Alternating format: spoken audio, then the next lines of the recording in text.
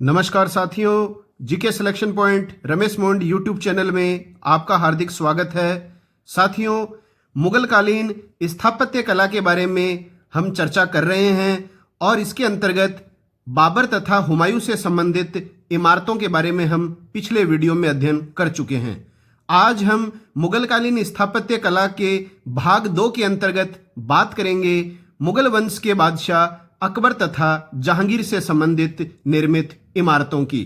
सभी परीक्षाओं की दृष्टि से मुगल कालीन स्थापत्य कला बेहद इंपॉर्टेंट टॉपिक है। हर परीक्षा में एक न एक प्रश्न इस अध्याय से निश्चित रूप से पूछा जाता है। साथियों, अगर वीडियो पसंद आए, मेरी मेहनत आपको अच्छी लगे तो वीडियो को लाइक जरूर किया करें। अधिक से अधिक साथियों में सोशल मीडिया के माध्यम से इसका प्रचार प्रसार करें, शेयर करें और यदि चैनल पर नए हैं तो चैनल को सब्सक्राइब कर लें। बेल आइकन को दबाना न भूलें, क्योंकि बेल आइकन दबाने के पश्चात ही हर बुधवार तथा शनिवार को प्रातः 9 बजे मेरे द्वारा जो वीडियो नियमित रूप से प्रदर्शित किए जा रहे हैं उनका नोटिफिकेशन सबसे पहले आपको प्राप्त हो सकेगा।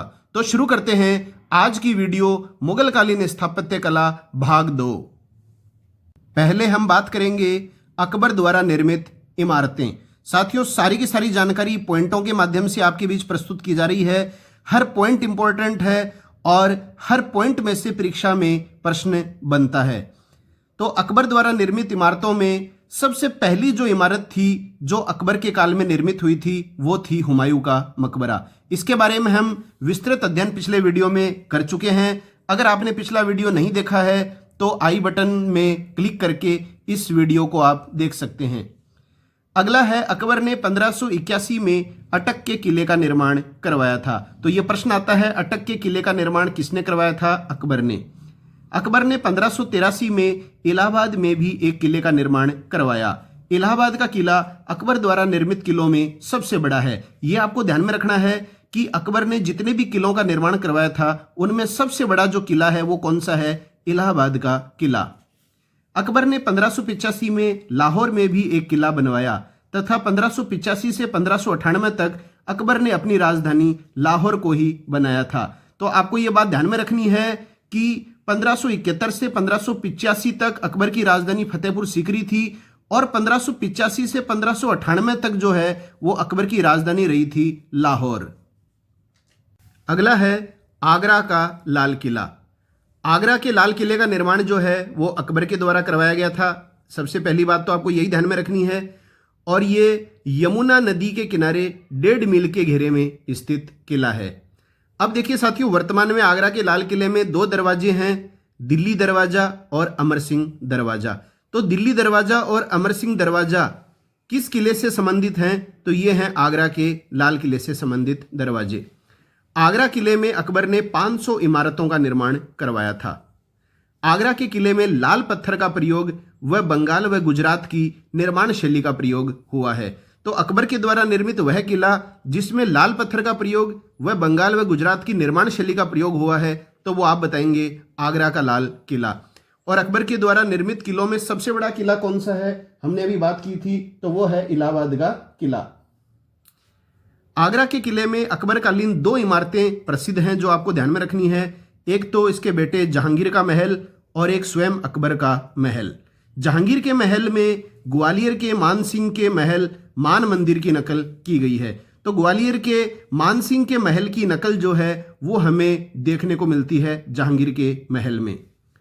आगरा व लाहौर किले का डिजाइन कासिम खान ने तैयार किया था। ये वेरी इंपॉर्टेंट प्रश्न है।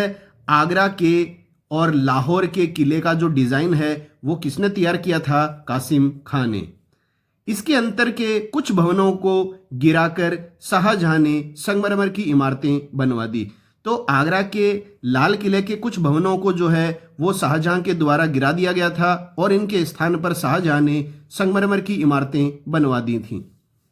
अगला है फतेहपुर सीकरी में निर्मित अकबर की इमारतें। अब देखिए साथियों, फतेहपुर सीकरी जो है वो अकबर की राजधानी रही थी लाहौर से पहले। तो फतेहपुर सीकरी में जितनी भी इमारतें अकबर ने बनवाई थी वो सबसे मोस्ट इंपॉर्टेंट है अकबर के स्थापत्य कला की दृष्टि से। तो देखिए, उत्तर प्रदेश में स्थित यह स्थल मतलब फतेहपुर सीकरी कहाँ है? उत्तर प्रदेश में है। आगरा से 22 मील दूर स्थित है फतेहपुर सीकरी। और अकबर ने 1569 में सीकरी के निकट एक पहाड़ी पर फतेहपुर सीकरी नामक नगर की नींव रखी थी। तो यह भी प्रश्न आता है कि फतेहपुर सीकरी नामक जो नगर है उसकी नींव अकबर के द्वारा कब रखी गई थी? तो 1569 में रखी गई थी। यह वर्ष इंपॉर्टेंट है। एक प्रश्न आता है फतेहपुर सीकरी का वास्तुकार कौन था? तो फतेहपुर सीकरी का वास्तुकार जो था वो था बाहुद्दीन। कौन था? बाहुद्दीन। और 1571 ये वर्ष कब आएगा जब आपसे पूछा जाए कि अकबर ने फतेहपुर सीकरी को राजधानी कब बनाया? तो फतेहपुर सीकरी नगर की नींव तो 1569 में रखी गई थी और 1571 में फतेहपुर सीकरी को अकबर ने अपनी राजधानी बनाया था। फतेहपुर सीकरी में अकबर द्वारा बनाए गए भवनों को 4 श्रेणियों में बांटा गया है। तो देखिए कौन सी 4 श्रेणियों में बांटा गया है। ये 4 श्रेणियां आपको ध्यान में रखनी है। सबसे पहला है विशाल प्रसाद, दूसरा है निवास स्थान, तीसरा है कार्यालय और चौथा है धार्मिक भवन। अब देखिए साथियों, फतेहपुर सीकरी की इमारतों की प्रमुख विशेषता क्या है? तो विशेषता आपको ध्यान में रखनी है। 2 शैलियों का समन्वय देखने को मिलता है इसमें। एक तो चापाकार जो इस्लामी पद्धति है तथा धरणिक जो हिंदू शैली पद्धति है स्थापत्य की। इन दोनों शैलियों का समन्वय जो है वो फतेहपुर सीकरी की इमारतों में देखने को मिलता है। तो कौन सी शैलियों का स्थापत्य समन्वय देखने को मिलता है फतेहपुर सीकरी की इमारतों में? चापाकार तथा धरणिक। अब हम बात करेंगे फतेहपुर सीकरी की इमारतों की। तो देखिए सबसे पहला है दीवाने आम। दीवाने आम में बैठकर जो है अकबर न्याय करता था। यह आपको ध्यान में रखना है। अकबर दीवाने आम में न्याय करता था और ये आयताकार प्रांगण था। यहां एक स्तंभ से बरामदे की छतें जुड़ी हुई हैं। दूसरा है दीवाने खास। ये जो था दीवाने खास ये अकबर का व्यक्तिगत भवन था। एक तो प्रश्न आता है कि अकबर न्याय कहां करता था? तो दीवाने आम में करता था और दीवाने खास व्यक्तिगत भवन था ये अकबर का। तो ये एक खास महत्व रखता था अकबर के लिए। तो ये होता था दीवाने खास। भवन के मध्य एक स्तंभ पर वर्ताकार मंच बना हुआ है जो 36 गुंदे हुए तोड़ों पर टिका है। मंच का स्तंभ हिंदू कला का प्रतीक है। तो दीवाने खास मंच का जो स्तंभ है वो हिंदू कला का प्रतीक माना जाता है। तीसरा है जोधाबाई का महल। यह अकबर द्वारा निर्मित फतेहपुर सीकरी का सबसे बड़ा व सर्वश्रेष्ठ महल है। देखिए साथियों, ये आपको बिंदु ध्यान में रखना है। आपको फतेहपुर सीकरी में स्थित इमारतें ही दी जाएगी ऑप्शन में चारों, और प्रश्न आ जाएगा अकबर द्वारा निर्मित फतेहपुर सीकरी का सबसे बड़ा व सर्वश्रेष्ठ महल कौन सा है? तो सबसे बड़ा और सर्वश्रेष्ठ महल है जोधाबाई का महल। और गुजरात के हिंदू कारीगरों द्वारा इसका निर्माण होने से इस पर गुजराती प्रभाव व्यापक रूप से झलकता है। जोधाबाई के महल में उत्कीर्ण अलंकरण दक्षिण के मंदिरों की वास्तुकला से प्रभावित हैं। तो किस महल में उत्कीर्ण अलंकरण दक्षिण के मंदिरों की वास्तुकला से प्रभावित हैं? तो उत्तर आ जाएगा जोधाबाई का महल। अगला है तुर्की सुल्ताना का महल। ये 1 मंजिला इमारत है और इसका निर्माण जो है वो पंजाब के कारीगरों के द्वारा किया गया था। अब देखिए पर्सी ब्राउन का एक कथन जो है वो परीक्षाओं में बार बार पूछा जाता है। पर्सी ब्राउन ने तुर्की सुल्ताना के महल को मुगल स्थापत्य कला का रत्न कहा है। तो मुगल स्थापत्य कला का रत्न किसे कहा गया है? तुर्की सुल्ताना के महल को कहा गया है। और किसके द्वारा कहा गया है तुर्की सुल्ताना के महल को मुगल स्थापत्य कला का रत्न? तो वो कहा गया है इतिहासकार पर्सी ब्राउन के द्वारा। अगला है पंचमहल। पंचमहल के संदर्भ में देखिए साथियों, प्रश्न आता है कि अकबर के द्वारा निर्मित वह इमारत जो पिरामिड आकार में है और बौद्ध शैली में निर्मित इमारत है, तो वो कौन सी है? पंचमहल है। सबसे निचली मंजिल में 48 स्तंभ हैं और सबसे ऊपर की जो मंजिल है इसमें मात्र 4 स्तंभ हैं। तो सबसे निचली जो मंजिल है पंचमहल की 5 मंजिला, उसमें जो है 48 स्तंभ हैं और सबसे ऊपर की मंजिल में कितने स्तंभ हैं? 4 स्तंभ हैं। और 5वीं मंजिल पर बना गुंबद इस्लामी कला का प्रतीक है। तो ये आपको ध्यान में रखना है। एक तो दीवाने खास था जो अकबर का व्यक्तिगत भवन था, इसका स्तंभ हिंदू कला का प्रतीक था, और 5वीं मंजिल पर बना गुंबद जो पंचमहल में बना हुआ है वो इस्लामी कला का प्रतीक है। अगला है बीरबल का महल। बीरबल का महल जो है ये है 2 मंजिला महल। यह आपको ध्यान में रखना है। बीरबल का महल जो है वो 2 मंजिला है और तुर्की सुल्ताना का जो महल है वो कितनी मंजिला इमारत थी? 1 मंजिला इमारत थी। बीरबल का जो महल है वो बीरबल जिनका वास्तविक नाम था महेश दास, इनके लिए बनाया गया था। तो ये भी परीक्षाओं में प्रश्न आता है कि अकबर का दरबारी नौरत्न जिसका वास्तविक नाम महेश दास था, तो वो कौन था? बिरबल था। और बिरबल के महल के छज्जों में कोष्ठकों का प्रयोग किया गया है। तो किस इमारत के छज्जों में कोष्ठकों का प्रयोग देखने को मिलता है? यह भी इंपॉर्टेंट प्रश्न है जो आ चुका है परीक्षाओं में, बिरबल के महल में। और बिरबल का महल कहाँ स्थित है? यह तो सबसे पहला प्रश्न बनेगा साथियों, तो वो है फतेहपुर सीकरी में। अगला है मरियम का महल। मरियम का महल जिसे कहा जाता है सुनहरा महल। यह महल जो है वो जोधाबाई के महल के बगल में है। इस महल में बहुत सारे ईरानी चित्र थे जो आगे चलकर औरंगजेब ने मिटवा दिए। तो किस महल के अधिकांश जो ईरानी चित्र आगे चलकर औरंगजेब ने मिटवा दिए? तो वो हैं सुनहरा महल या मरियम का महल। और मरियम कौन थी साथियों? ये आपको पता है, अगर आपने मुगल वंश के शासकों से संबंधित सारे वीडियो देखे हैं तो जहांगीर की माँ थी ये, और अकबर की प्रमुख राजपूत रानी थी मरियम उजमानी। अगला है जामा मस्जिद। स्थापत्य की दृष्टि से फतेहपुर सीकरी की जो जामा मस्जिद है वो अकबर की इमारतों में सर्वश्रेष्ठ मानी जाती है। तो स्थापत्य की दृष्टि से फतेहपुर सीकरी में स्थित कौन सी इमारत सर्वश्रेष्ठ मानी जाती है? तो वो मानी जाती है जामा मस्जिद। और जोधाबाई का महल जो है वो अकबर के द्वारा निर्मित सबसे बड़ा और सर्वश्रेष्ठ महल माना जाता है। ये आपको ध्यान में रखना चाहिए। और जामा मस्जिद जो है फतेहपुर सीकरी की, उसको फतेहपुर सीकरी का गौरव भी कहा जाता था। लाल बलुआ पत्थर व संगमरमर से निर्मित इस जामा मस्जिद को फर्ग्यूसन ने पत्थर में रोमानी कथा कहा है। यह प्रश्न वेरी इंपॉर्टेंट है। फर्स्ट ग्रेड की परीक्षा, सेकंड ग्रेड की एग्जाम, रिट भर्ती परीक्षा, कई बार ये परीक्षाओं में पूछा जा चुका है कि पत्थर में रोमानी कथा जो है वो किस इमारत के लिए प्रयोग में लिया गया वाक्य है? तो वो है जामा मस्जिद। और कौन सी जामा मस्जिद? फतेहपुर सीकरी की जामा मस्जिद, जो लाल बलुआ पत्थर और संगमरमर दोनों के समन्वय से निर्मित है। अगला है बुलंद दरवाजा। अकबर ने इसका निर्माण जो है वो गुजरात विजय के उपलक्ष्य में करवाया था। ये इंपॉर्टेंट प्रश्न है। ये भी पूछा जाता है कि गुजरात विजय के उपलक्ष्य में निर्मित इमारत अकबर के द्वारा कौन सी थी? तो वो थी बुलंद दरवाजा। और जामा मस्जिद के दक्षिणी द्वार पर 1602 में बुलंद दरवाजा का निर्माण किया गया था। तो जामा मस्जिद के दक्षिणी द्वार पर इसका निर्माण करवाया गया था 1602 में। और ये जो बुलंद दरवाजा है साथियों, ये जमीन से 176 फुट ऊंचा है और इसमें 52 सीढ़ियां हैं। और विश्व का सबसे ऊंचा दरवाजा जो है ये फतेहपुर सीकरी का बुलंद दरवाजा ही है, जिसका निर्माण अकबर ने गुजरात विजय के उपलक्ष्य में करवाया था। अब विशेष बात आपको ध्यान में रखनी है बुलंद दरवाजे से संबंधित, यह ईरानी अर्ध गुंबदीय एवं चाप स्कंद शैली में निर्मित है। ईरानी फारसी, जिसे हम फारसी शैली भी कहा जाता है, का प्रभाव है। तो ईरानी या फारसी शैली का प्रभाव जो है वो बुलंद दरवाजा इमारत में हमें देखने को मिलता है। और ग्वालियर के किले तथा बौद्ध विहारों की शैली पर आधारित है ये बुलंद दरवाजा। बुलंद दरवाजे से होकर शेख सलीम चिश्ती की दरगाह व जामा मस्जिद में प्रवेश किया जाता है।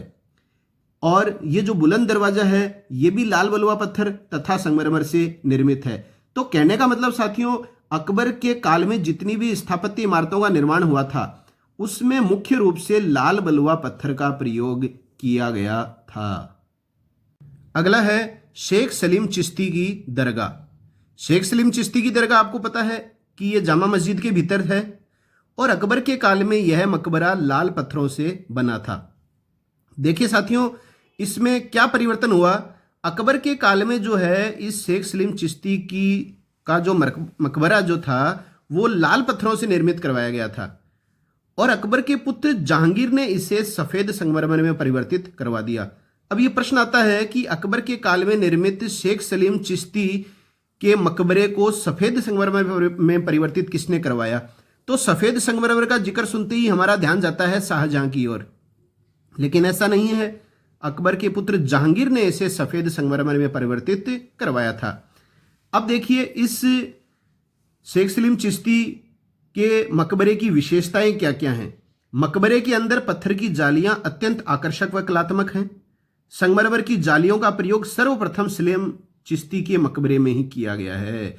यह विशेष बिंदु है कि संगमरमर की जालियों का प्रयोग सर्वप्रथम किस मकबरे में देखने को मिलता है? तो वो मिलता है शेख सलीम चिश्ती के मकबरे में देखने को। और इस मकबरे में ईरानी प्रभाव के साथ साथ हिंदू पंचरथ शैली से भी प्रेरणा ली गई है। 1905 में लॉर्ड कर्जन ने मकबरे की मरम्मत करवाई थी। अगला है इस्लाम खां का मकबरा। यह शेख सलीम चिश्ती के मकबरे के दक्षिण में स्थित है। तो शेख सलीम चिश्ती के मकबरे के दक्षिण में है इस्लाम खां का मकबरा। और इस मकबरे में पहली बार वर्गाकार मेहराब का प्रयोग किया गया है। वेरी वेरी इंपॉर्टेंट क्वेश्चन है, किस मकबरे में पहली बार वर्गाकार मेहराब का प्रयोग देखने को मिलता है? तो वर्गाकार मेहराब का प्रयोग देखने को मिलता है इस्लाम खां के मकबरे में। अब देखिए, वैसे तो ये 11 इमारतें आपको ध्यान में रखनी है। इसके अलावा फतेहपुर सीकरी की अन्य भी इमारतें हैं जो परीक्षाओं में आ जाती हैं। प्रश्न आ जाता है कौन सी फतेहपुर सीकरी में निर्मित अकबरकालीन इमारत है या नहीं है। तो इबादत खाना भी है, अकबर ने इसका निर्माण करवाया था। यहाँ पर फतेहपुर सीकरी में अकबर ने टकसाल भी स्थापित करवाई थी, ज्योतिष भवन का निर्माण भी करवाया था, अनूप तालाब का निर्माण करवाया था, हिरन मीनार का निर्माण करवाया था अकबर ने, सरायों का निर्माण करवाया था, ख्वाबगाह का निर्माण करवाया था और आंख मिचोली महल का निर्माण भी अकबर के द्वारा फतेहपुर सीकरी में करवाया गया था। तो ये चीजें आपको विशेष रूप से ध्यान में रखनी है कि कौन कौन सी इमारतों का निर्माण अकबर ने फतेहपुर सीकरी में करवाया था। अब देखिए, कुछ कथन है साथियों जो परीक्षाओं में पूछे जाते हैं। पहला है, फतेहपुर सीकरी को पत्थर में ढाला गया रोमांस किसने कहा है? तो पत्थर में ढाला गया रोमांस फतेहपुर सीकरी को कहा है स्मिथ महोदय ने। याद रखना है आपको, फतेहपुर सीकरी उस महान व्यक्ति, कौन महान व्यक्ति? अकबर की परछाई है जिसने इसको बनवाया था। तो ये जो कथन दिया है, ये दिया है फर्ग्यूसन ने।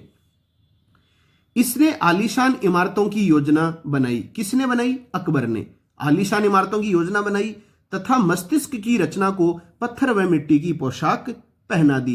ये कथन जो है ये दिया गया है अबुल फजल के द्वारा अकबर की स्थापत्य कला की प्रशंसा में। और अकबरकालीन इमारतों में किस प्रकार के गुंबद का प्रयोग किया गया है? तो आप बताएंगे अंडाकार गुंबद का प्रयोग देखने को मिलता है। तो अकबर द्वारा निर्मित स्थापत्य इमारतों की हम संपूर्ण रूप से चर्चा कर चुके हैं और अब हम आगे चर्चा करेंगे जहांगीर के द्वारा बनवाई गई इमारतों की। जहांगीर के समय में एक भी मस्जिद नहीं बनी। यह आपको विशेष रूप से ध्यान में रखना है कि जहांगीर के शासनकाल में एक भी मस्जिद का निर्माण नहीं करवाया गया था। अब देखिए, बात आती है अकबर का मकबरा। तो प्रश्न आता है कि अकबर का मकबरा कहां स्थित है? तो अकबर का मकबरा है आगरा में सिकंदरा। तो ये ऑप्शन आता है सिकंदरा में स्थित है। और इस मकबरे की जो योजना है वो स्वयं अकबर ने बनाई थी और इसका निर्माण जहांगीर के काल में हुआ था। जैसे देखिए साथियों, प्रश्न आता है कि हुमायूं के मकबरे का निर्माण किसके काल में हुआ? तो अकबर का पिता था हुमायूं, तो हुमायूं के मकबरे का जो निर्माण है वो अकबर के काल में हुआ था। वैसे ही अकबर के मकबरे का निर्माण किसके काल में हुआ? तो अकबर के पुत्र जहांगीर के काल में। लेकिन अकबर के मकबरे की योजना जो है वो किसके द्वारा बनाई गई? तो ये स्वयं अकबर के द्वारा बनाई गई थी। और जो अकबर का मकबरा है, इस मकबरे के चारों कोनों में 4 सफेद संगमरमर की मीनारें बनी हैं। अब देखिए, ये आपको विशेष पॉइंट ध्यान में रखना है। अकबर का मकबरा प्रथम मुगलकालीन मकबरा था जिसमें सर्वप्रथम मीनारों का प्रयोग हुआ है। तो मुगलकालीन मकबरा जिसमें सबसे पहले मीनारों का प्रयोग हुआ तो वो है अकबर का मकबरा। मकबरा जो है वो एक बाग में स्थित है। अकबर का मकबरा गुंबद विहीन है, कोई गुंबद नहीं है और किस आकार का है? पिरामिड आकार का है। ये आपको ध्यान में रखनी है। हुमायूं का जो मकबरा है वो दोहरे गुंबद का मकबरा है। अकबर का मकबरा जो है वो गुंबद विहीन है, कोई गुंबद नहीं है और किस आकार का है? पिरामिड आकार का। और एकमात्र ऐसा मकबरा है अकबर का मकबरा जिसमें गुंबद का प्रयोग नहीं हुआ है। यह आपको विशेष रूप से ध्यान में रखना है। एकमात्र मुगल कालीन शासक जिसके मकबरे में गुंबद का प्रयोग नहीं हुआ है वो है अकबर का मकबरा। और मकबरे की बनावट किस आकृति की है? तो मकबरे की जो बनावट है वो है बौद्ध विहार जैसी। अगला है, वेरी इंपॉर्टेंट है, जहांगीर के शासनकाल की स्थापत्य कला की अगर अपन बात करें तो मोस्ट इंपॉर्टेंट प्रश्न इसी में से बनता है एतमादुद्दौला का मकबरा। इस मकबरे का निर्माण जो है वो नूरजहां ने अपने पिता की स्मृति में करवाया था। तो जहांगीर की विधवा रानी थी नूरजहां, इसने इस मकबरे का निर्माण करवाया था। और ये जो एतमादुद्दौला है ये नूरजहां के पिता थे और नूरजहां ने अपने पिता की स्मृति में इस मकबरे का निर्माण करवाया था 1626 में। मुगल काल का पहला पूर्ण संगमरमर का बना मकबरा है। तो अगर आपकी परीक्षा में प्रश्न आ जाए कि मुगल कालीन पहला या सर्वप्रथम पूर्णतया संगमरमर से निर्मित होने वाला मकबरा है, तो कई विद्यार्थी ध्यान नहीं रखते हैं और कराते हैं ताजमहल। आपको ऐसा नहीं करना है। मुगल काल का पहला पूर्ण संगमरमर का बना मकबरा कौन सा है? एतमादुद्दौला का मकबरा। किसने बनवाया? नूरजहां ने बनाया था अपने पिता की स्मृति में। कहां है ये? तो ये उत्तर प्रदेश के आगरा शहर में है।